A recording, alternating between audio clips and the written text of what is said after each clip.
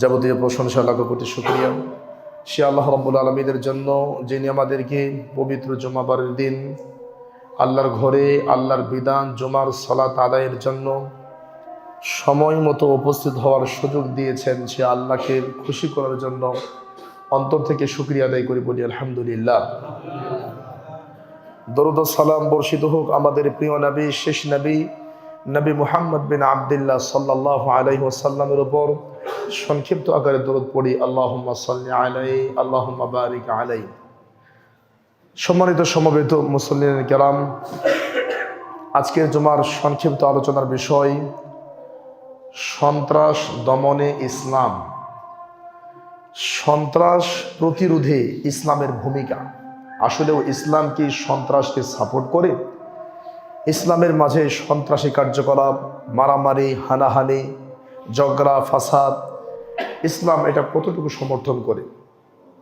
আমার প্রিয় ভাইয়েরা, এক কথায় আলোচনার বিষয়, চলমান বিষয় সন্ত্রাস প্রতিরোধে, সন্ত্রাস দমনে ইসলামের ভূমিকা।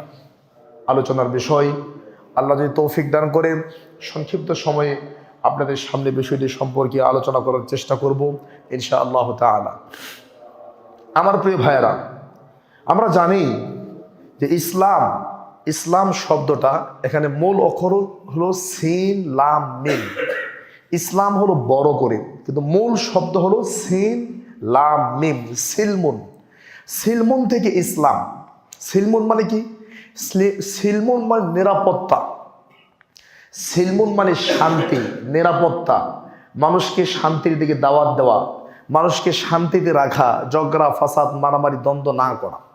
তাহলে ইসলাম শব্দের যে একদম অক্ষর সিন লাম মিম সিলম, এই অক্ষরের মধ্যেই ইসলামের সৌন্দর্যতা লুকায়িত আছে। সিলমুন মানেই শান্তি, সিলমুন মানেই নিরাপত্তা, ইসলাম মানে শান্তি, ইসলাম মানেই নিরাপত্তা। তা আলোচনার যে বিষয় সন্ত্রাস দমনে ইসলাম, আপনারা দেখতে পাচ্ছেন গত 2-1 দিনের মধ্যে বাংলাদেশে মুসলিমদের মধ্যে যে সন্ত্রাসী হামলা হচ্ছে, দুই পক্ষই নিজেকে জান্নাতি মনে করছে।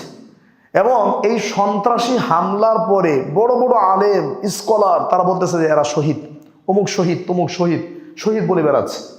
তো এই চলমান বিষয়ে সন্ত্রাস দমনে ইসলামের ভূমিকা এবং কে শহীদ না, এটার মানদণ্ড, এই বিষয়ে আমরা আপনাদের সামনে আলোচনা করবো আমার ভাইয়েরা। আচ্ছা, প্রথমে আমরা জানবো আমার ভাইয়েরা, যে আমরা জানলাম ইসলাম মানে শান্তি। আর এই কথাটা আল্লাহ কোরআনে কয়েক জায়গায় বলেছেন। সূরা আলী ইমরানে বলছেন 19 নম্বর আয়াত, ইন্নাদ-দীনা ইনদাল্লাহিল ইসলাম। একই কথা আল্লাহ বলছেন সূরা আলী ইমরান 3 নম্বর পারা 20 নম্বর পৃষ্ঠা, ওয়া মান ইয়াবতাগি গায়রাল ইসলামি দীনা, যারা শান্তির ধর্ম ইসলামকে বাদ দিয়ে অন্য কিছু তালাশ করবে, ফালা ইউকবালা মিন, আল্লাহ সেটা কবুল করবেন না। একই কথা আল্লাহ তাআলা কোরআন কারীমে সূরা মায়েদায় বলেছেন, আল ইয়াউমা আকমালতু লাকুম দীনাকুম ওয়া আতমামতু আলাইকুম নি'মাতি ওয়া রাদিতু লাকুমুল ইসলাম দীনা। এখানেও আল্লাহ ইসলাম শব্দটা ব্যবহার করেছে। আর আমাদের আলোচনার বিষয় সন্ত্রাস দমনে ইসলামের ভূমিকা। শুরুতে আমাদের একটু ভূমিকা টানবো। পৃথিবীর ইতিহাসে প্রথম সন্ত্রাসী কে, এটা আমরা জানবো। নাম্বার 1, পৃথিবীর ইতিহাসে প্রথম সন্ত্রাসী কে। 2, সন্ত্রাস কাকে বলে। 3, সন্ত্রাস কত প্রকার। 4, যুগে যুগে যারা সন্ত্রাসী ছিল ইসলাম তাদেরকে কিভাবে দমন করেছে। নাম্বার 5, শান্তির ধর্মে ইসলামের ভূমিকা কেমন। এই 5টা বিষয়। তাহলে ভালো করে খেয়াল করেন। 1, সন্ত্রাস কাকে বলে। কারণ টঙ্গীর মাঠে যারা মারামারি করছে, দ্বন্দ্ব করছে, ঝগড়া করছে, হাতাহাতি করছে, রক্তাক্ত করছে, দেশের পরিবেশকে যারা নোংরা করতেছে, একদম বলছে না এরা সন্ত্রাসী, আর একদম বলছে না তারা সন্ত্রাসী। আসলেও সন্ত্রাস কাকে বলে এটা আমাদের জানতে হবে। এটা না জানলে আপনি যাচাই করতে পারবেন না। তার নাম্বার 1 আমরা জানবো সন্ত্রাস কাকে বলে। নাম্বার 2, সন্ত্রাস কত প্রকার। নাম্বার 3, পৃথিবীর ইতিহাসে প্রথম সন্ত্রাসী কে বা কারা। নাম্বার 4, ইসলামে এই সন্ত্রাসীদের কিভাবে দমন করা হয়েছে। এবং নাম্বার 6 নম্বর বিষয় আমরা বলবো যে ইসলাম শান্তিপ্রিয়, ইসলামের সাথে সন্ত্রাসের সম্পর্ক কেমন হবে। এবং শেষে আমরা জানবো আমার ভাইয়েরা, শীতকালীন সময় একটি গুরুত্বপূর্ণ মাসআলা তায়াম্মুম সম্পর্কে আমরা একটু কথা বলবো। আমার প্রিয় ভাইয়েরা, এই 5 থেকে 6টা পয়েন্টের উপর আজকের খুতবা শেষ করবো ইনশাআল্লাহ। তাহলে চলেন সময় নষ্ট না করে আসলে যাই। সন্ত্রাস কাকে বলে, যাতে আপনি ফিতনায় পড়ে না যান। কারণ বড় আলেম মুফতি হেফাজতে ইসলামের মহাসচিব উনি বলতেছে যে অমুক সন্ত্রাস, আর তাবলিগ জামাতের আরেক বলছে অমুক সন্ত্রাস। তা আসলে সন্ত্রাস কাকে বলে আমাদের জানতে হবে। সন্ত্রাস বলা হয় ত্রাস সৃষ্টির মাধ্যমে যারা জনগণের মধ্যে ভয় ভীতি সঞ্চার করে, ত্রাস সৃষ্টির মাধ্যমে, অন্যায়ের মাধ্যমে, মারামারি হানাহানি ঝগড়া দাঙ্গা হাঙ্গামার মাধ্যমে যারা জনগণের অন্তরের মধ্যে ভয় ভীতি তৈরি করে তারাই হলো সন্ত্রাস। এটা যদি বিজ্ঞানের ভাষায় বলেন, ত্রাস সৃষ্টির মাধ্যমে যারা জনগণের অন্তরে ভীতি সঞ্চার করে তারা হলো সন্ত্রাস।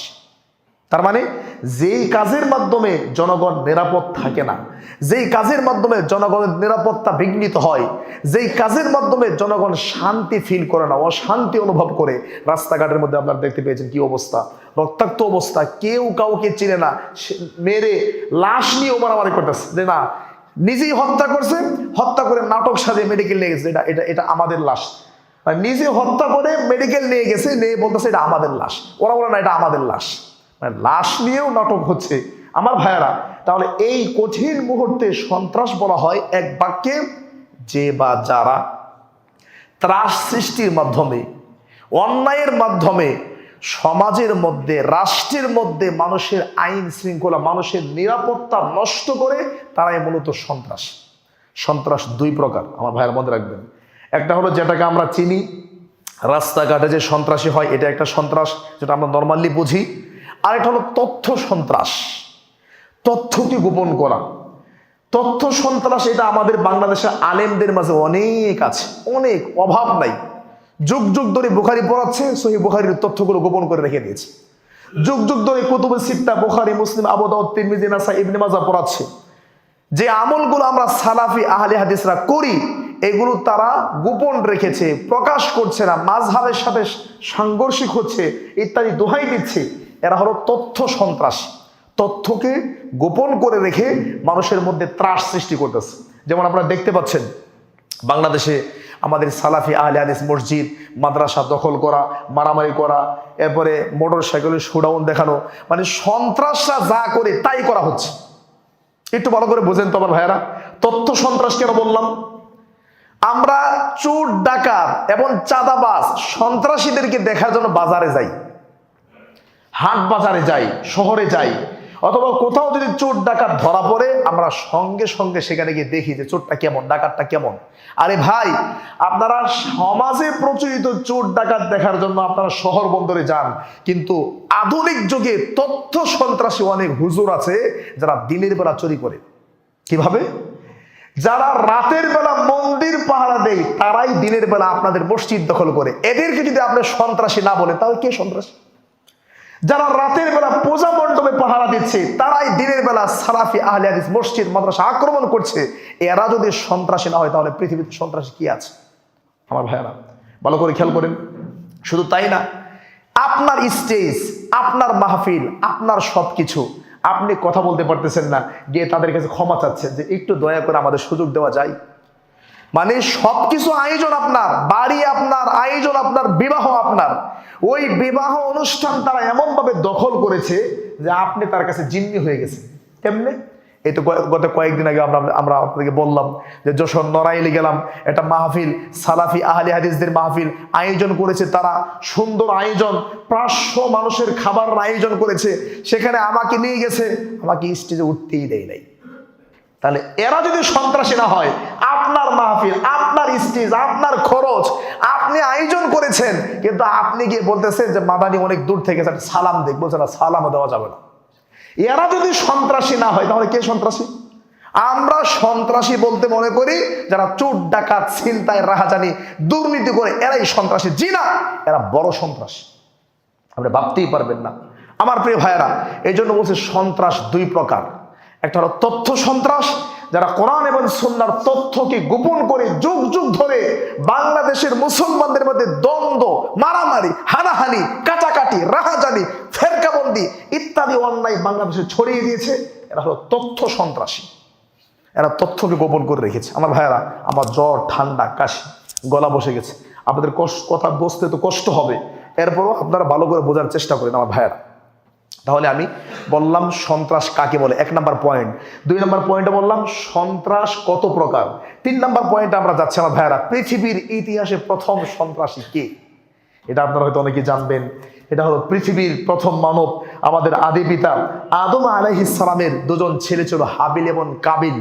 কাবিল ছিল পৃথিবীর প্রথম সন্ত্রাসী। তার মানে কাবিল কেন পৃথিবীর প্রথম সন্ত্রাসী, এখান থেকে বের হয়ে আসে। কাবিল অনাধিকার চর্চা করেছে, যেটা তার অধিকার না, তার হক না, সেটার যোগ্য না, ওটা সে জোরাজুরি করে চেয়েছে। তো সন্ত্রাসীরা কি করে, রাস্তাঘাটে আপনাকে নামাবে, আপনাকে মারপিট করবে, পিস্তল ধরবে, এগুলো করে আপনার টাকা পয়সা মোবাইল সবকিছু আপনাকে ছিনতাই করে নিয়ে যাবে। আপনার গাড়ি, আপনার টাকা, আপনার মোবাইল, এগুলো সন্ত্রাসীদের হক না, কিন্তু সে অন্যায়ভাবে সেগুলো দখল করতেছে। তো কাবিলকে বলা হয় কাবিল প্রথম সন্ত্রাসী, কারণ কাবিলের যেটা হক না, সে জোর করে সে হক নিতে চেয়েছিল।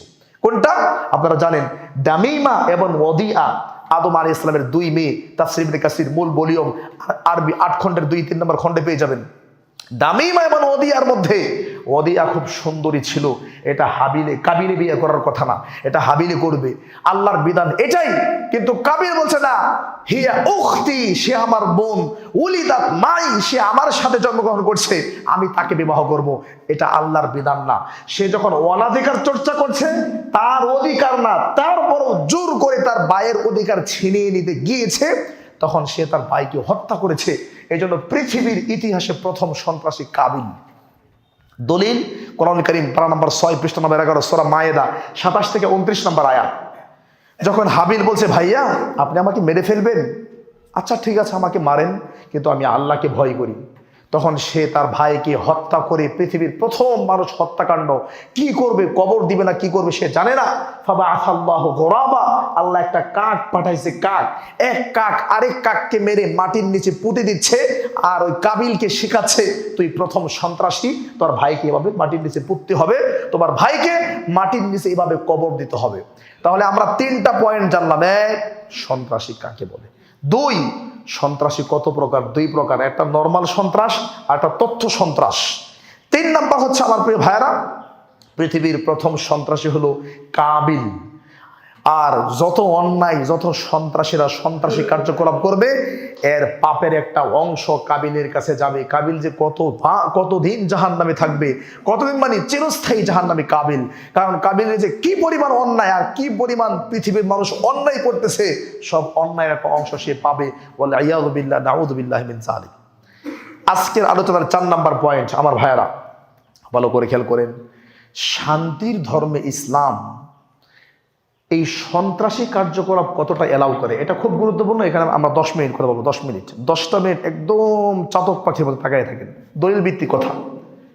আমার প্রিয় ভাইয়েরা, 4 নাম্বার পয়েন্ট, শান্তির ধর্মে ইসলাম, এখানে সন্ত্রাসীর জায়গা কতটুকু। আমি একটু আগে আপনাকে বলেছি, আল্লাহ কোরআন কারীমে বলছেন সূরা ফাতির 22 নম্বর পারা 16 নম্বর পৃষ্ঠা, যে রাত এবং দিন এক নয়, অন্ধকার এবং আলো এক নয়, গরম এবং ঠান্ডা এক নয়, মরা মানুষ জীবিত মানুষ এক নয়। আল্লাহ বলছে ওয়ামা ইস্তাবিল আ'মা ওয়াল বাসীর, যে চোখে দেখে যে চোখে দেখে না তারা সমান নয়।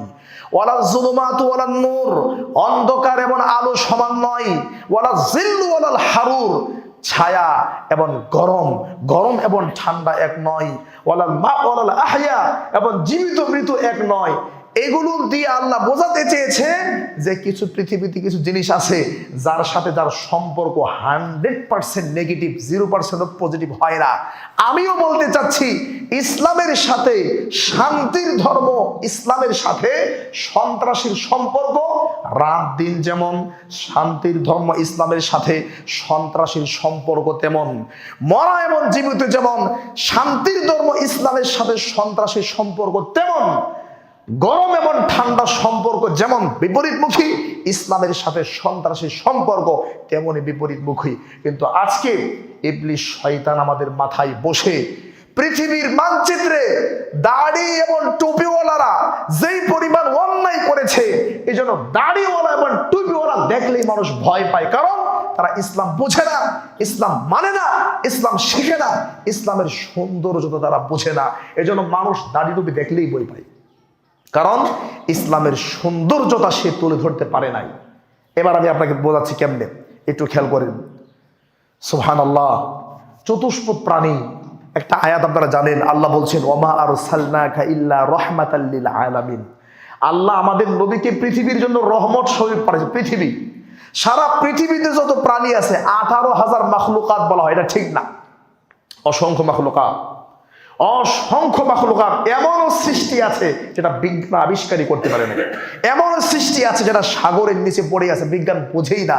আল্লাহ তো বলছেন সূরা নাহাল 14 নম্বর পারা 7 নম্বর পৃষ্ঠা, ওয়া ইয়াখলুকু মা লা তা'লামুন। এমন জিনিস আল্লাহ সৃষ্টি করবেন যা তোমরা জানোই না। তার মানে 18,000 মাখলুকাত, এ কথা ঠিক না। আমি বোঝাতে চাচ্ছি আমার ভাইয়ারা, চতুষ্পদ প্রাণী যেগুলো বোবা, কথা বলতে পারে না, আল্লাহর নবী বলছেন তোমরা চতুষ্পদ প্রাণীর উপর দয়া করো, তাদের উপর জুলুম করিও না। সুবহানাল্লাহ। রাসূল সাল্লাল্লাহু আলাইহি সাল্লাম বলছেন ইত্তাকুল্লাহা ফি হাযিহিল বাহাইমিল মুআজামিস সালেহ। এই যে চতুষ্পদ প্রাণী, গাধা, গরু, ছাগল, মহিষ, বেড়া, এদের ব্যাপারে আল্লাহকে ভয় করো, এদের উপর জুলুম করিও না। ফারকাবুহা সালিহা, গাধার উপর আরোহণ করো ভালোভাবে, গাধাকে কষ্ট দিও না। অতরকুহা সালিহা, এবং গাধার উপর খালি বোঝাই বহন করাবা, গাধারে খাবার দিবা না, এই জুলুমটা কইরো না। গাধার উপর জুলুম করলে তোমাকে জাহান্নামে যেতে হবে। তাহলে মানুষের উপর জুলুম করলে কি হবে আপনি চিন্তা করেন। 1 নাম্বার হাদিস। নাম্বার 2, ভালো করে খেয়াল করেন, আমরা যে 10টা মিনিট খেয়াল করতে হবে, তাহলে বুঝবেন ইসলাম কি। নাম্বার 2, আমার ভাইরা, গরু, ছাগল, মহিষ, বেড়া এগুলো জবাই করে খেতে হবে। জবাই করে কেন খেতে হবে? মেডিকেল সায়েন্স বলছে, আল্লাহর আয়াতের সাথে মিল আছে। সূরা মাইদার 5 এবং 6 নম্বর আয়াত। কি? জবাইয়ের মাধ্যমে যে রক্তটা বের হয় এটা বিষাক্ত রক্ত। জবাই না করলে আমাদের মসজিদের 3 তলা থেকে ধাক্কা দিয়ে ফেলায় যদি মেরে ফেলেন, মরিতে গেছে, আত্মা গেছে, খাওয়া যাবে? জি না, খাওয়া যাবে না, কারণ বিষাক্ত রক্তটা বের হয় নাই। এই জন্য ওই প্রাণী খাওয়া যাবে না। তাহলে আমি বোঝাতে চাচ্ছি চতুষ্পদ প্রাণীকে জবাই করে খেতে হবে, এটা আল্লাহর বিধান। যদিও ইন্ডিয়ার হিন্দুরা এটাকে প্রতিবাদ জানাচ্ছে, আমাদের মা রে জবাই করতেছে, বাপরে দেবীরে জবাই করে। জি না, জবাই করেই খেতে হবে। জবাই করে না খেলে ওটা বিষাক্ত প্রাণী, আপনার শরীরের জন্য ক্ষতিকর হয়ে যাবে। আমি যেটা বলতে চাচ্ছি, সুবহানাল্লাহ, যেই আল্লাহ জবাই করার অনুমতি দিয়েছেন তিনি বলছেন পৃথিবীর মানুষ, ইন্নাল্লাহ কাতাবা আলাইকুমুল ইহসান, দয়া করা তোমাদের জন্য আল্লাহ ফরজ করে দিয়েছেন। ফাইদা কাতালতুম ফাহসিনুল কিতলা, যখন কাউরে মারো, মারার ক্ষেত্রেও দয়া করে মারো। যেমন ইসলামের বিধান কি? আপনার বাবাকে আমি হত্যা করেছি, আমাকে হত্যা করতে হবে। তা আমাকে হত্যা করবে জল্লাতে, বুতা দাও বা ছুরি দিয়ে আমাকে মারবে না, এমন একটা দাও বা ছুরি নিবে যে দিলেই আমার কল্লা পড়ে যাবে, যাতে আমার কষ্ট না হয়। ইসলামের বিধান কায়েম করবেন কষ্ট দিয়ে না। সুবহানাল্লাহ। এই ক্ষেত্রে আল্লাহর রাসূল বলছেন চতুষ্পদ প্রাণী জবাই করার সময় ভূতা, যেই দাও চলে না, যেই চাকু চলে না, ধারালো না, ধারহীন, জং ধরা, এরকম কোনো চাকু দিয়ে কাটা যাবে না, কারণ ধারালো চাকু দিয়ে কাটতে হবে, কারণ তার উপর দয়া করো। যদি জবাই করার সময় ব্লেড দিয়ে জবাই করো, বুতা দাও বা ছুরি দিয়ে তোমরা জবাই করো, তাহলে জেনে রাখো তুমি এই চতুষ্পদ প্রাণীর উপর তুমি জুলুম করেছো, আল্লাহর কাছে তুমি জালেম। দেখেন ইসলামের সৌন্দর্যতা দেখেন। আমি আপনাকে ইসলামের সৌন্দর্যতা দেখাচ্ছি, সন্ত্রাসী তো দূরের কথা। নাম্বার 3, আমার প্রিয় ভাইরা, এটা আপনারা পাবেন তিরমিজির হাদিস 1395 নম্বর হাদিস। রাসূলুল্লাহ সাল্লাল্লাহু আলাইহি ওয়াসাল্লাম বলেছেন, ভালো করে খেয়াল করেন, লা জাওয়ালুদ দুনিয়া আহওয়ানু আলাল্লাহ মিন কাতলি রাজুলিন মুসলিম। একটা মুসলমানের জীবনের মূল্য আর সারা পৃথিবী ধ্বংস হয়ে যাওয়া, সারা পৃথিবীর মূল্য আল্লাহর কাছে সারা পৃথিবীর চেয়ে মুসলমানের জীবনের মূল্য বেশি। তিরমিজি 1395 নম্বর হাদিস। একজন মুসলমান একদম খেটে খাওয়া ভ্যান চালক, রিক্সাওয়ালা, দেখতে আফ্রিকান কালা মানুষ, যার কোনো দামই নাই সমাজে, এর জীবনটার মূল্য সারা পৃথিবীর চেয়ে বেশি আল্লাহর কাছে। দেখেন সন্ত্রাসী কেমনে করবেন। এরপরে তিরমিজি 1398 নম্বর হাদিস। রাসূলুল্লাহ সাল্লাল্লাহু আলাইহি ওয়াসাল্লাম বলছেন, লাউ আন্না আহলাস সামাই ওয়াল আরদ, যারা পৃথিবীতে আছে, যারা আকাশে আছে, কারা? ফেরেশতা, অসংখ্য ফেরেশতা। তিরমিজি 2312 নম্বর হাদিস। অসংখ্য ফেরেশতা আকাশে আছে যারা আল্লাহকে সিজদা দিয়েছে, 4টা আঙ্গুল রাখার জায়গা ফাঁকা নাই আকাশে, খালি ফেরেশতা আর ফেরেশতা। তা আল্লাহ বলতেছে আকাশে যারা আছে এরা সবাই মিলে, জমিনে যারা আছে, জমিনে যেমন এখন প্রায় 800 কোটি মানুষ আছে, 800 কোটি বা 800 কোটির বেশি মানুষ বর্তমান পৃথিবীতে আছে, 800 কোটি মানুষ মিলে অন্যায়ভাবে একটা মানুষকে যদি কেউ জবাই করে, হত্যা করে, আল্লাহ এই 800 কোটি মানুষকে একটা মানুষের কারণে জাহান্নামে দিবেন। কথা মনে বুঝেন না আপনারা? তিরমিজির 1398 নম্বর হাদিস, আল্লাহর নবী বলছেন, একটা মানুষকে যদি সারা পৃথিবীর সবাই মিলে মারে, হয়তো বলবো এটা কেমনে সম্ভব, কেমনে ধরবে? আর মারছে 2 জনে, কিন্তু সবাই এই মায়ের প্রতি সন্তুষ্ট আছে না? ঠিকই আছে, মারি দেওয়া ঠিকই আছে। এটাই হলো অন্তরের সাপোর্ট। এরকম ভাবে কেউ যদি মারে, একটা মানুষের কারণে সারা পৃথিবীর সব মানুষকে আল্লাহ জাহান্নামে দিবেন। ইসলামের সৌন্দর্য তো আপনাকে দেখাচ্ছি। আপনি কিভাবে ইসলামকে সন্ত্রাসী বলবেন? চতুষ্পদ প্রাণীর উপর দয়া করতে বলা হয়েছে, জবাই করবেন সেখানে দয়া করতে বলা হয়েছে। একটা মুসলমানের জীবন সারা পৃথিবীর সবকিছুর চেয়ে দামি। একজন মুসলমান, একজন মানুষকে কেউ হত্যা করলে সারা পৃথিবীর সবাই মিলে যদি হত্যা করে, সবাইকে আল্লাহ জাহান্নামে দিবে।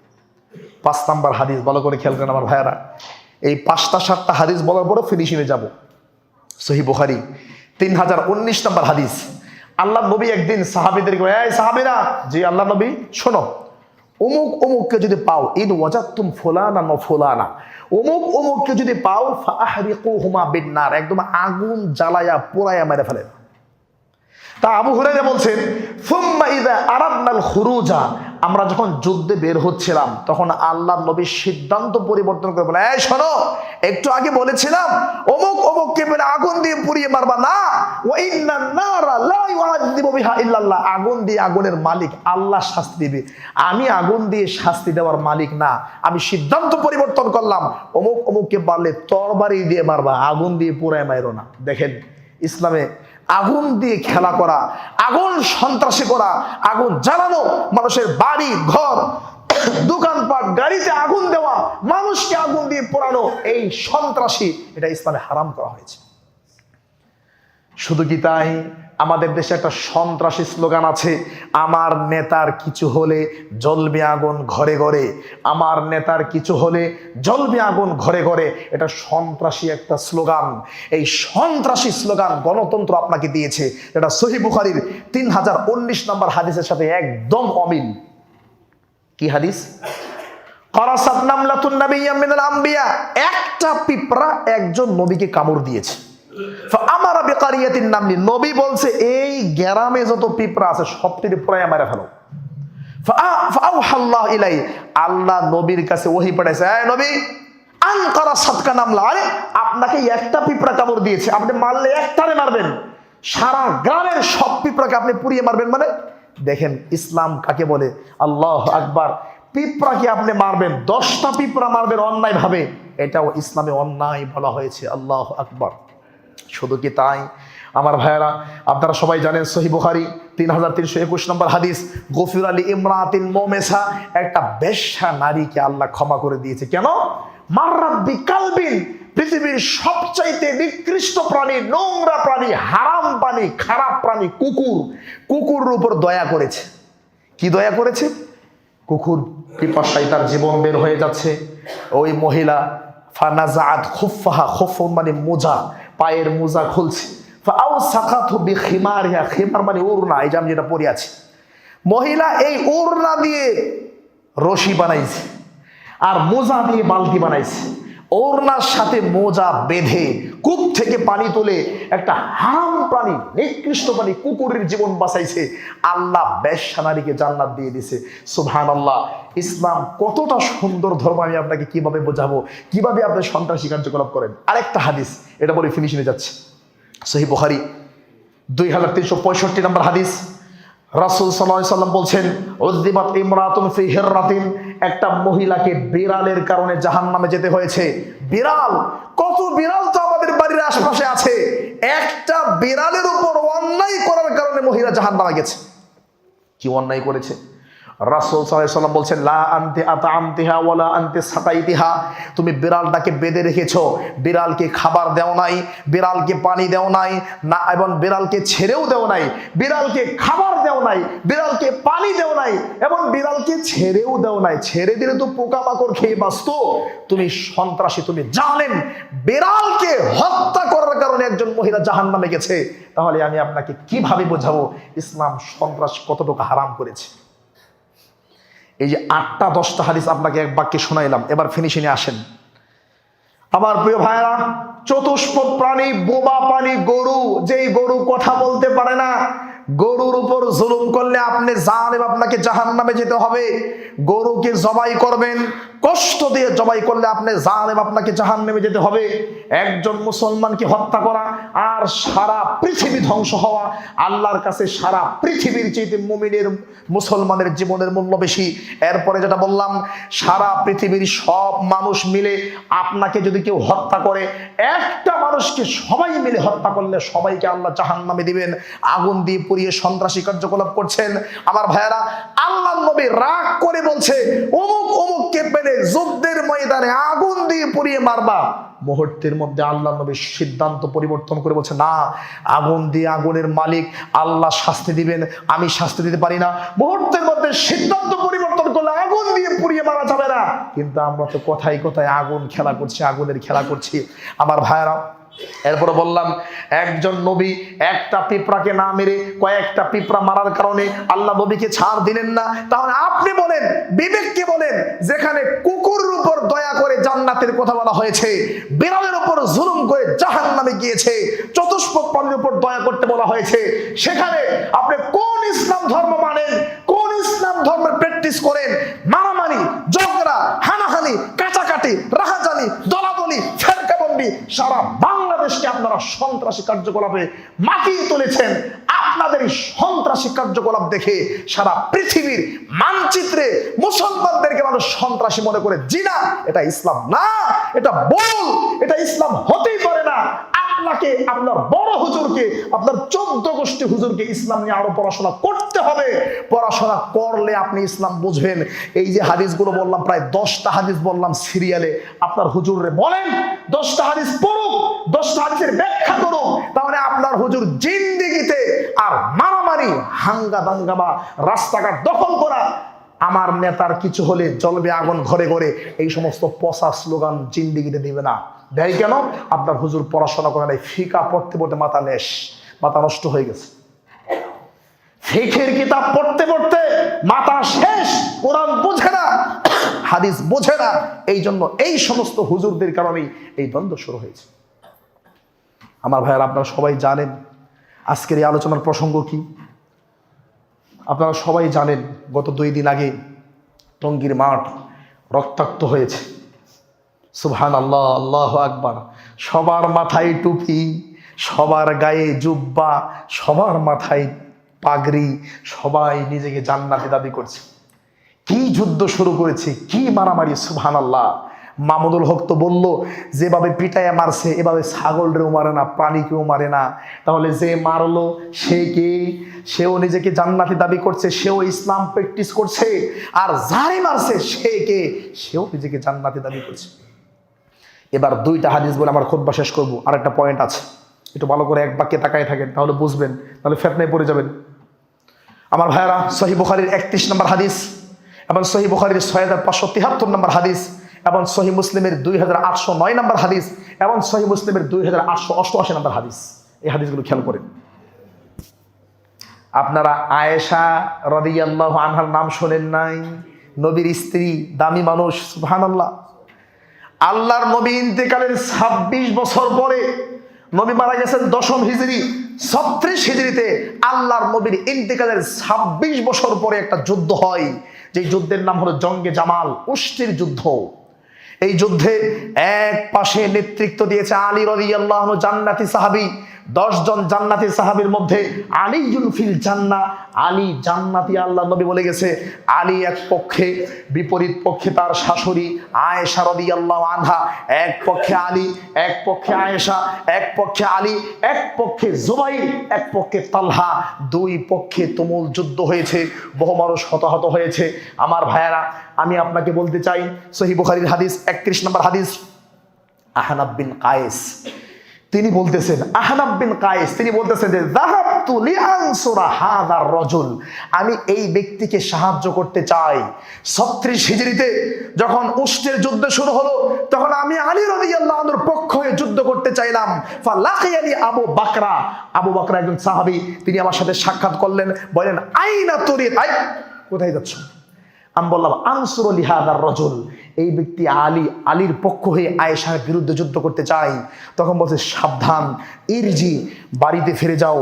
ফাইন্নী সামিতু রাসূলুল্লাহি সাল্লাল্লাহু আলাইহি ওয়াসাল্লাম ইয়াকুল, আমি আল্লাহর নবীকে বলতে শুনেছি, ইদাল তাকাল মুসলিমানি বিসাইফাইহিমা, যখন দুই পক্ষের মুসলমান, এরাও মুসলমান এরাও মুসলমান, এদের হাতে তরবারি এদের হাতে তরবারি, তুমুল যুদ্ধ হচ্ছে, ফাল কাতিল ওয়াল মাকতুল ফিন্নার, এই যুদ্ধে যে মারবে সেও জাহান্নামে যাবে, যে মরবে সেও জাহান্নামে যাবে।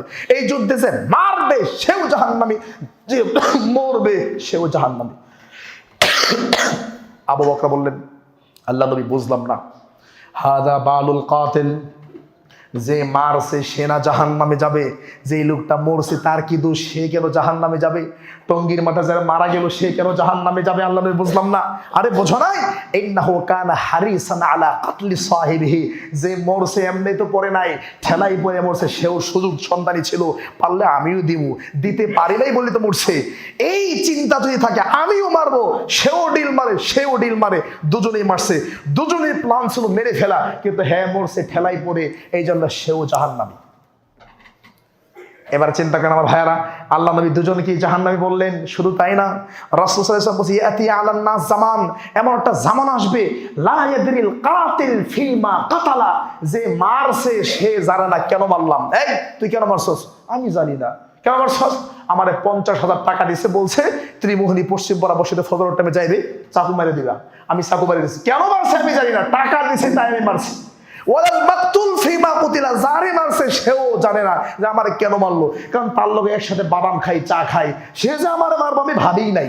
এরকম হচ্ছে কি না? হচ্ছে। আল্লাহর নবী বলছে জাহান্নামে যেতে হবে। আমার ভাইরা, কোন সাহসে, কোন বিদ্যার দাপটে, কোন শক্তিতে যারা মারা যাচ্ছে এই টঙ্গীর মাঠে, আপনি কি করে বলতে পারেন অমুক শহীদ তমুক শহীদ? যারা মারা গেছে এরা শহীদ। সহিহ বুখারীর 31 নম্বর হাদিস, সহিহ মুসলিম 2809 নম্বর হাদিস, অসংখ্য হাদিস বলছে যদি ঘটনা তাই হয়, দুই পক্ষে দ্বন্দ্ব হয়, দুই পক্ষই মারতে চায়, এইভাবে যদি মারা যায় দুজনেই জাহান্নামী। আপনি শহীদ বানাই দেন, কয়দিন পর আপনি কুত্তারও শহীদ করবেন, ছাগলেরও শহীদ করবেন, যারে মন চায় তারই শহীদ বানাবেন। জি না, এটার নাম ইসলাম না। ইসলাম নিয়ে পড়াশোনা করেন, গবেষণা করেন, তারপর আপনি শহীদ বলেন। বলবেন আপনার কথা তো সত্য কেন? মনের কষ্টে সত্য। দেশের শীর্ষস্থানীয় আলেমরা যখন বলবে শহীদ, আচ্ছা আপনি বলেন, আপনি শহীদ ফতোয়া দিয়ে কি করলেন? পরিবেশ গরম করলেন না ঠান্ডা করলেন? আপনি যখন বলবে যারা মারা গেছে এরা শহীদ, তখন এই পক্ষে আরো আগুনের মতো শক্ত। হ্যাঁ, মারা গেছে শহীদ, সুযোগ একটা পাইছি, ফিলিস্তিন তো যাইতে পারি না, আফগানিস্তান যাইতে পারি না, সিরিয়া যাইতে পারি না, ইন্ডিয়াতে যেতে পারি না, অন্য কোনো দেশে যাইতে পারি না, বাংলাদেশ সরকার যেতে দেয় না। যুদ্ধের মাঠ যেহেতু টঙ্গীর মাঠে শুরু হয়েছে, যা যা আছে ওখানে গিয়ে আরো মারামারি শুরু করবে। তো ভুল ফতোয়া দিয়ে তো আপনি পরিবেশ গরম করলেন। কথা বোঝেন নাই আপনারা? ভুল ফতোয়া দিয়ে পরিবেশটা গরম করছেন, ঠান্ডা করেন নাই। শহীদ বললেন কেন মিয়া? এত শহীদ হয় নাই, নবীর বাসায় শহীদ হয় নাই, আপনি শহীদ বললেন কেন? ভুল ফতোয়া দিয়ে পরিবেশ আরো খারাপ বানাই দেন। আমার ভাইয়ারা, আল্লাহকে ভয় করেন। আল্লাহর নবী 3 থেকে 4টা হাদিস যাদেরকে শহীদ বলছে, মনে রাখেন, এক দাগে যারা আল্লাহর রাস্তায় দিন প্রতিষ্ঠা করতে গিয়ে তাওহীদের পক্ষে শিরকের বিরুদ্ধে যারা যুদ্ধ করে মারা যায়, তারাই হলো 1 নম্বরের শহীদ। এই লোকটা মারা গেলে এই লোকটার গোসল দেওয়া হবে না, এই লোকটার জানাজা হবে না, এই লোকটার দাফন কাফন হবে না। শহীদ মারা গেলে তার সম্মানে রক্ত সহকারে ওই পোশাকেই তাকে কবর দিতে হবে। এটা হলো নাম্বার 1 শহীদ। আর কিছু আছে হুকমান শহীদ, আসল শহীদ না, শহীদের মর্যাদায়। তারা কারা? পেটের রোগে আক্রান্ত হয়ে মারা গেছে শহীদ, করোনা ভাইরাসে COVID-19 মারা গেছে তারা শহীদ। এরকম কিছু শহীদ আছে, আপনি তাদেরকেও শহীদ বলে ফেললেন। এরপরে আত্মরক্ষার জন্য মারা গেছে সে শহীদ, কিন্তু এই শহীদ ওই শহীদ সমান নয়। আপনি না জেনে না বুঝে কি করে বলে দেন কালকে যারা মারা গেছে এরা শহীদ? জি না। আমার ভাইয়ারা, আলোচনা লম্বা করার সুযোগ নেই। আজকের এই বর্তমান আধুনিক বিষয়টা নিয়ে আপনাদেরকে কিছু তথ্য দেওয়ার চেষ্টা করলাম যে ইসলাম কখনো সন্ত্রাসী হামলাকে পছন্দ করে না। ইসলামের সৌন্দর্যটা আমি আপনার সামনে তুলে ধরার চেষ্টা করেছি। কেউ যদি ইসলাম নিয়ে গবেষণা করে যে আরে একটা পিঁপড়ার উপর জুলুম করলে আমাকে জাহান্নামে যেতে হবে, কি বলেন হুজুর আপনি? আরে এটা ছাগল রে মাইরে ফেললে আমার জাহান্নামে যাওয়া লাগবে? আরে কি বলেন আপনি? কুত্তা মেরে ফেললে আমাকে জাহান্নামে যাওয়া লাগবে? এই চিন্তা যখন কোনো মুসলমানের ব্রেনে ঢুকবে তখন ওই মুসলমান সন্ত্রাসী হতে পারে না। আজকে যারা পৃথিবীর মরল সেজে বসে আছে, জাতিসংঘে বসে আছে, এরাই পৃথিবীতে বর্তমান আধুনিক সময়ের সবচাইতে বড় সন্ত্রাসী। বর্তমান পৃথিবীর সবচাইতে বড় সন্ত্রাসী হলো ইসরায়েলের কুকুররা, যাদের কোনো পারমিশনের প্রয়োজন হয় না। এই যে সিরিয়ার সরকার পালিয়ে যাওয়ার পরে দেখলাম যে গত 24 ঘন্টায় প্রায় 500 স্থাপনায় আঘাত করেছে। 500 স্থাপনা 24 ঘন্টায় সিরিয়ার দামেস্কের বিভিন্ন জায়গাতে 500 স্থাপনায় যদি আঘাত করে থাকে, জাতিসংঘের প্রয়োজন হয় নাই, কারো কোনো প্রয়োজন হয় না, এদেরকে কেউ সন্ত্রাসী বলে না। আর আমরা দাড়ি টুপি মুখের মধ্যে থাকলেই আমরা সন্ত্রাসী হয়ে যাই। পৃথিবীর ইতিহাসে সবচেয়ে বড় সন্ত্রাসী ইসরায়েলের কুকুররা, ইসরায়েলের ইহুদিরা। আমার ভাইয়েরা, অচিরেই এই ইহুদিদের সাথে মুসলমানদের একটা তুমুল যুদ্ধ হবে ইনশাআল্লাহ। ওই যুদ্ধে মুসলমানদের বিজয়ী হবেই হবে। তবে এখনো ঘুমিয়ে থাকার সুযোগ আপনার নাই, কিন্তু আপনি তো ঘুমাই আছেন। বক্তব্য শুরু করছে 2 কাতার লোক দিয়া, এখন তো বসে জায়গা নাই, আপনি এখনো ঘুমাই আছেন। এই সমস্ত মুসল্লিদেরকে দইরা টাকের মধ্যে বইরা টঙ্গীর মাঠে ছেড়ে দিয়ে আসতে হবে। টঙ্গীর মাঠে ফিরুনি খেয়ে শক্ত হবে। যারা এখনো ইসলাম গবেষণা করে না, জানে না, এই যে একটা বক্তব্য দিয়েছে, আমি পড়াশোনা করে দিয়েছি, এখানে আমার সাহস আছে আলহামদুলিল্লাহ। যা বলেছি দলিল ভিত্তিক বলেছি। আপনি যে কত বড় ক্ষতিগ্রস্ত হয়েছেন আপনি পরে এসে জানেন। ঠিকই তো ফেসবুকে স্ট্যাটাস মারবেন যে যারা মারা গেছে এরা শহীদ, এই করো সেই করো। জিনা, আপনাকে পড়াশোনা করতে হবে, টাইম মতো আসতে হবে। আল্লাহ আসার তৌফিক দান করুক, আল্লাহুম্মা আমিন। আমার ভাইরা, সময় সংক্ষিপ্ত। এখন শীতকাল, আমরা অনেকেই তায়াম্মুম করি। আমার ভাইরা, তায়াম্মুম করার 2টা আয়াত আসছে সূরা নিসা এবং সূরা মায়েদা, 5 নম্বর পারা, 4 নম্বর পৃষ্ঠা, 6 নম্বর পারা, 7 নম্বর পৃষ্ঠা। আল্লাহ বলছেন তায়াম্মুম করা যায় 3টা কারণে। 1, অসুস্থ হলে। 2, পানি না পাওয়া গেলে। 3, বাথরুম টয়লেট থেকে। 3, সফরে থাকলে। আমার ভাইয়েরা, এখন আপনি যদি নিজে ডাক্তার হয়ে যান, নিজে চেয়ারে বসে নামাজ পড়েন, তাহলে কিন্তু এই ডাক্তারই হবে না, কারণ শয়তান আপনাকে ডাক্তারের নেতৃত্ব দিচ্ছে। আবার যদি নিজে ডাক্তার হয়ে যান যে আমার ঠান্ডা লাগছে, উযু করলে আরো ঠান্ডা বেড়ে যাবে, এই জন্য আমি তায়াম্মুম করি, জিনা, এই তায়াম্মুমের সালাত হবে না। মুসলিম বিজ্ঞ ডাক্তার যদি আপনাকে টেস্ট করে বলে যে আপনি পানি ব্যবহার করতে পারবেন না, তবেই আপনি তায়াম্মুম করবেন, নিজে ডাক্তার সাজবেন না। আল্লাহ আমাদেরকে বোঝার তৌফিক দান করুক, আল্লাহুম্মা আমিন। আমার ভাইয়েরা, ত্রিমোহনী পশ্চিমপাড়া আহলে হাদিস জামি মসজিদের এবছরের মাহফিলে আপনাদের সকলকে দাওয়াত দিচ্ছি। আপনারা আপনাদের সহযোগিতা এবং দানের হাত, আন্তরিকতা এবং ভালোবাসার হাতকে বাড়িয়ে দেন। আগামী জানুয়ারির 1 তারিখ মাহফিল হবে ইনশাল্লাহ, আমিও থাকবো ইনশাল্লাহ। এবং আমাদের ডক্টর আসাদুল্লাহ গালিব স্যারের ছেলে আসাদুল্লাহ গালিব স্যারের ছেলে আব্দুল্লাহ সাকিব ভাই, উনিও থাকবেন ইনশাআল্লাহ। এই ওয়াজ মাহফিলে আপনাদের সার্বিক সহযোগিতা কামনা করছি। আসবেন, বসবেন, দিন সম্পর্কে জানবেন, সাহায্য করবেন। আল্লাহ আমাদের সকলকে সেই তৌফিক দান করুক, আল্লাহুম্মা আমিন।